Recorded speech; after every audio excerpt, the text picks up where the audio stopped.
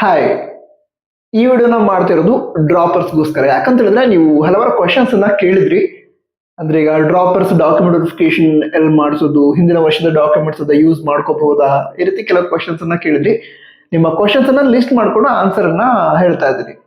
ಮೊದಲಾಗಿ ಆಲ್ಮೋಸ್ಟ್ ಎಲ್ಲ ವಿದ್ಯಾರ್ಥಿಗಳು ಕೂಡ ಕೇಳ್ತಾ ಇರುವಂತ ಕ್ವಶನ್ ಏನು ಅಂತ ಹೇಳಿದ್ರೆ, ನಾವು ಡ್ರಾಪರ್ಸ್ ಇದೀವಿ, ನಾವು ಡಾಕ್ಯುಮೆಂಟ್ ವೆರಿಫಿಕೇಶನ್ ಎಲ್ಲಿ ಮಾಡಿಸ್ಬೇಕು ಅಂತ. ಯಾಕಂದ್ರೆ ರೆಗ್ಯುಲರ್ ವಿದ್ಯಾರ್ಥಿಗಳು ಏನ್ ಮಾಡ್ತಾರೆ, ಅವರು ಸೆಕೆಂಡ್ PUC ಸ್ಟಡಿ ಮಾಡ್ತಿರುವಂತ ಕಾಲೇಜ್ಗೆ ಹೋಗ್ತಾರೆ, ಡಾಕ್ಯುಮೆಂಟ್ ವೆರಿಫಿಕೇಶನ್ ಕಂಪ್ಲೀಟ್ ಮಾಡ್ತಾರೆ. ನಾವು ಡ್ರಾಪರ್ಸ್ ಏನ್ ಮಾಡೋದು ಈಗ ಈ ರೀತಿ ಕೇಳ್ತಾ ಇದ್ರಿ.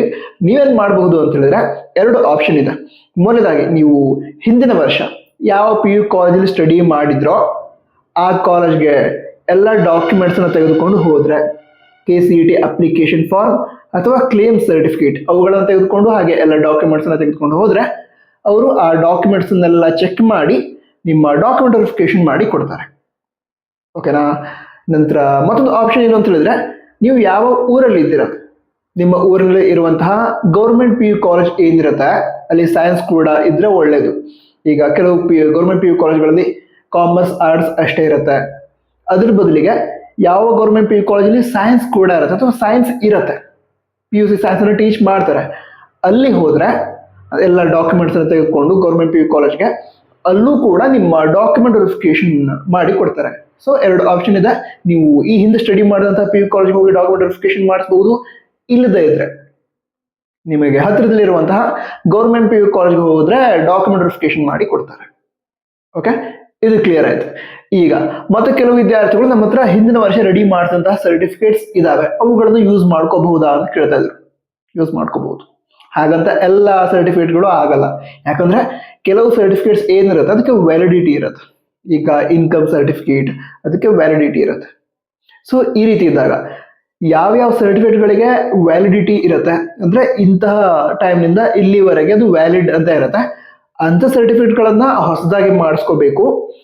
ಈಗ ಸ್ಟಡಿ ಸರ್ಟಿಫಿಕೇಟ್ ಏನಿದೆ, ಈಗ ಯಾವುದು Kannada medium study certificate, rural quota claim ಮಾಡಿದ್ರೆ ಅದಕ್ಕೆ ಅಂತಹ study certificate, 7 years study certificate. So ಇವುಗಳಿಗೆ ವ್ಯಾಲಿಡಿಟಿ ಅಂತ ಇರಲ್ಲ, ನೀವು ಒಮ್ಮೆ ಮಾಡಿದ್ರೆ ಅದನ್ನ ನೀವು ಯಾವಾಗ ಬೇಕಾದ್ರೂ ಕೂಡ ಯೂಸ್ ಮಾಡ್ಕೋಬಹುದು. ಸೊ ಈ ರೀತಿಯ ಸರ್ಟಿಫಿಕೇಟ್ಗಳನ್ನ ನೀವು ಯೂಸ್ ಮಾಡ್ಕೋಬಹುದು. ವ್ಯಾಲಿಡಿಟಿ ಇರುವಂತಹ ಸರ್ಟಿಫಿಕೇಟ್ಸ್ ಅನ್ನ ಹೊಸದಾಗಿ ಮಾಡಿಸಿ ಯೂಸ್ ಮಾಡ್ಕೋಬೇಕಾಗುತ್ತೆ. ಓಕೆ. ನಂತರ ಅಪ್ಲಿಕೇಶನ್ ಡ್ರಾಪರ್ಸ್ಗೆ ಏನ್ ಚೇಂಜಸ್ ಮಾಡಿದ್ದಾರೆ ಇದನ್ನು ಕೂಡ ಕೇಳ್ತಾ ಇದ್ರು.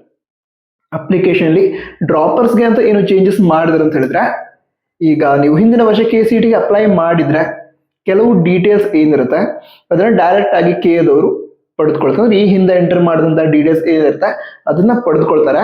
ಅದನ್ನ ನೀವು ಬೇಕಿದ್ರೆ ಎಡಿಟ್ ಮಾಡ್ಕೋಬಹುದು. ಕರೆಕ್ಟ್ ಆಗಿದ್ರೆ ಡೈರೆಕ್ಟ್ ಸಬ್ಮಿಟ್ ಮಾಡ್ತೀರಾ. ಅಕಸ್ಮಾತ್ ಏನಾದ್ರು ಚೇಂಜಸ್ ಆಗ್ಬೇಕು, ನಾನು ಹಿಂದಿನ ವರ್ಷ ಯಾವುದೋ ಒಂದು ರಿಸರ್ವೇಶನ್ ಕ್ಲೇಮ್ ಮಾಡಿರ್ಲಿಲ್ಲ, ನನಗೆ ಅಪ್ಲೈ ಆಗುತ್ತೆ ಕೋಟಾನ ಕ್ಲೇಮ್ ಮಾಡಿರಲಿಲ್ಲ ಹಿಂದಿನ ವರ್ಷ, ಈ ವರ್ಷ ಅದೇ ಬಂದಿದೆ, ನಾನೀಗ ಈ ವರ್ಷ ಕ್ಲೇಮ್ ಮಾಡಬೇಕು ಅಂತಿದ್ದೀನಿ ಅಂತ ಹೇಳಿದ್ರೆ ಎಡಿಟ್ ಮಾಡಿ ಕ್ಲೇಮ್ ಮಾಡ್ಕೋಬಹುದು. ಓಕೆ. ಸೊ ಈ ರೀತಿ ಚೇಂಜಸ್ ಅನ್ನ ಮಾಡಿದರೆ ನಿಮಗೆ ಹೆಲ್ಪ್ ಆಗುತ್ತೆ, ಅಪ್ಲಿಕೇಶನ್ ಈಸಿ ಆಗುತ್ತೆ. ಸೊ ಮತ್ತು ಡೌಟ್ ಇದೆಯಾ? ಡೌಟ್ ಇದ್ರೆ ಕಮೆಂಟ್ ಆಗಿ ತಿಳಿಸಿ. ಮುಂದಿನ ವಿಡಿಯೋದಲ್ಲಿ ಸಿಗೋಣ. ನೀವು ಡ್ರಾಪರ್ಸ್ ಆಗೋದು ನನ್ನ ಲೆಕ್ಕ ಆಲ್ಮೋಸ್ಟ್ ಸಬ್ಸ್ಕ್ರೈಬ್ ಮಾಡ್ಕೊಂಡವರೇ ಇರ್ತೀರಾ. ಅಕಸ್ಮಾತ್ ಇಲ್ಲದೆ ಇದ್ರೆ ಸಬ್ಸ್ಕ್ರೈಬ್ ಮಾಡಿ, ನಿಮ್ಮ ಜೂನಿಯರ್ಸ್ ಕೂಡ ಶೇರ್ ಮಾಡಿ ಸಬ್ಸ್ಕ್ರೈಬ್ ಮಾಡೋದಕ್ಕೆ ಹೇಳಿ. All the best. ಜೈ ಹಿಂದ್, ವಂದೇ ಮಾತರಂ.